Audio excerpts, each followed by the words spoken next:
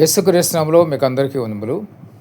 మానవుని యొక్క జీవితము స్వల్పమైంది. అంటే దేవుని వాక్యంలో ఒక చోట చూస్తే దావీదు ఏం చెప్తారంటే, మనిషి ఆయుష్ 75 సంవత్సరాలు, అధిక బలం ఉంటే 80 సంవత్సరాలు అయినా మరి వాటి మహిమ ఆయాసం దుఃఖమే అని ఆయన ఒక మాట సెలవిస్తుంటారు.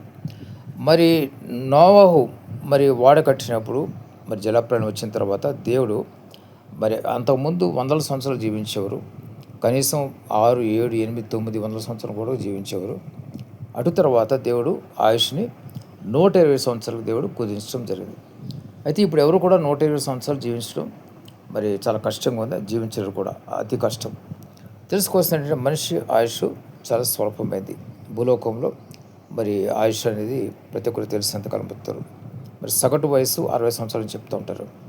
కాబట్టి మనిషి ఎప్పుడు దేవుని దగ్గరికి వెళ్ళాలన్నా కూడా, పరలోక రాజ్యానికి వెళ్ళాలంటే కూడా ఒక సర్టిఫికేట్ కావాలి. ఏం సర్టిఫికేట్ కావాలి? మారు మనసు. అదొకటే కాదు, మారు మనసు కాదు, అసలైన సర్టిఫికేట్ ఏంటంటే పరిశుద్ధత, పవిత్రత.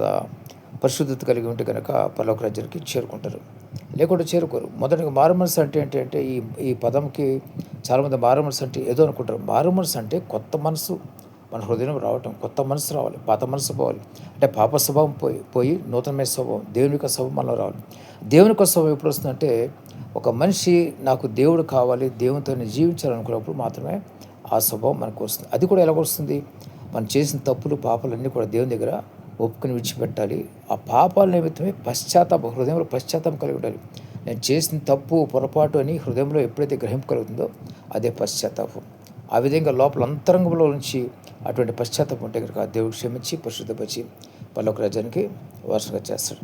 కాబట్టి గమనించండి, మనిషి ఆయుష్ ఎంతో కాలం ఉండదు, చాలా తక్కువ కాలం. 90 అయినా 100 సంవత్సరాలు అది తక్కువ కాలమే. ఈ లోకంలో 100 సంవత్సరాలు కూడా తక్కువ కాలమే. కానీ మానవుడు చనిపోయిన తర్వాత యుగయుగములు పరలోక రాజ్యంలో ఉండాలంటే కనుక పరిశుద్ధంగా ఉంటే అక్కడ చేరుకుంటారు. పరలోకం అనేది యుగయుగములు ఉంటుంది, నరకం కూడా యుగయుగములు, దానికి అంతం ఉండదు. యుగయుగములతో పోల్చుకుంటే మన జీవితం చాలా స్వల్పమైంది. సముద్రంలో నీటి బొట్టు లాంటిది. సముద్రం అంతా యుగయుగములు అంటే సముద్రం అంతా అనుకోండి లెక్క. దానిలో నీటి బొట్టు లాంటిది ఇక్కడ భూలోకంలో మనిషి యొక్క మానవ యొక్క ఆయుష్. కాబట్టి మనం ఇటు వెళ్ళాలి, చనిపోయిన తర్వాత ఎటో ఒకటి వెళ్ళాలి కదా.